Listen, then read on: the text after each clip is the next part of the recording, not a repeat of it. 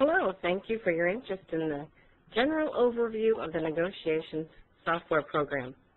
This is the welcome screen. This is where you should start every time you log into your account.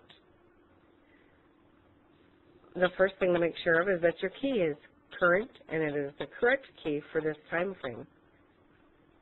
You'll be receiving a new key every few months and receive a notice that you need to change this key before a certain date.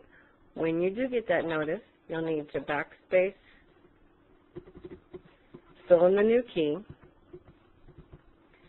tab out of that field, and move down to make sure the rest of your information is correct. Current date needs to be there, as well as the first year of the current fiscal year. On to the employee data entry screen. You'll see your staff listed here,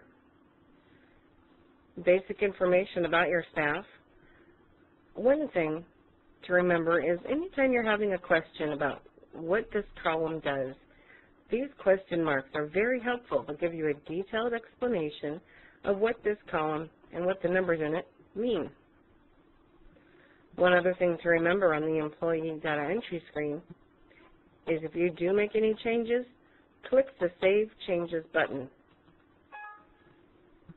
It will ask you a question, and normally you'll say OK. It's recalculating based on the changes you made. Anytime you are going to the screen and your staff doesn't show up, that's part of FileMaker. It's something it does. We just click on Show Staff Only, and it will pull your staff back in the screen. Nothing to worry about. The array calculation screen is something else to become very familiar with. A few things to remember on this screen. It will always say in the licensed to area, this will be your school's name. Of course, it's my school's name, the Demo Public Schools. Another thing to remember is when in this line it says indexes are based on salary scale of, in this case, Demo Public Schools, because I used my own school to do a local calculation, to get local costs established. If I had been adding another school to an array, it would have that school's name in this line, and that will change frequently. Every time you add a school, that school's name will be in this line. And at this point, even when you're done, so you've added 20 schools to your array, and you're getting ready to do this finalized report section, that school's name will remain there because they are the last school you used. It does not mean that your report is based on that school. It just means that that's the last school you added. The array comparison screen is very important. If the numbers in this area, after you've done your local costs, if these numbers do not match your own bookkeeping numbers, your district costs, your benefits, salary, and FTE, you will need to go through and find where those differences are coming from and make sure this is all in order before you begin adding schools to an array. The negotiations program also does proposals. There are a lot of different things you can do with the proposals. We're not going to go into any details at this point. School Globals. There are two ways to access the School Global file, which is something you will need every time you add a school to your array. You can go along the left to School Globals. Normally this will just access schools you've added to your array. You can go to the top under Window and go to the School Global file that way.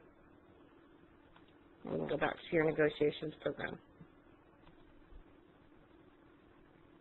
Index override.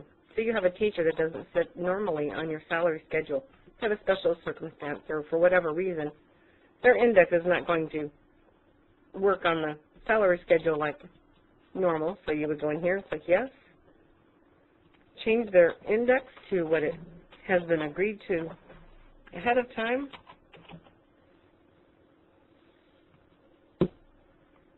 And tab out of that field. I always click over here in the white space just to be sure.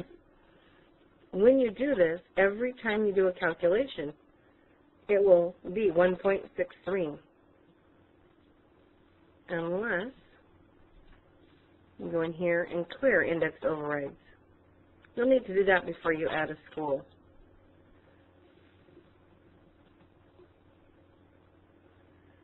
One of the neat things about this program is how you can view a lot of information in one place.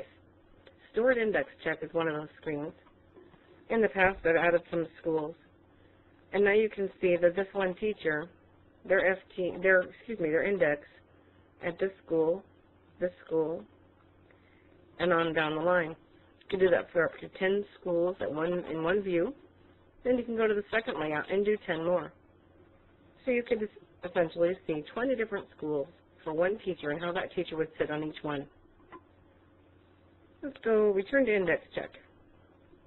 A lot of helpful shortcuts are on some of these pages. You'll get to see which ones you like using the most. Salary and benefits used. This is a very helpful page, because your teachers, their index, their salary, and insurance costs. And then, of course, you have your totals. Sometimes when you're doing local costs on the array calculation screen, these numbers don't add up quite right. Something's off a little bit. I go right to salary and benefits used and check those things out.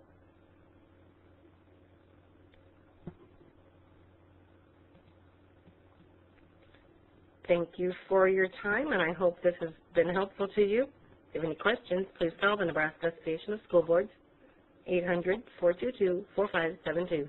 Thank you.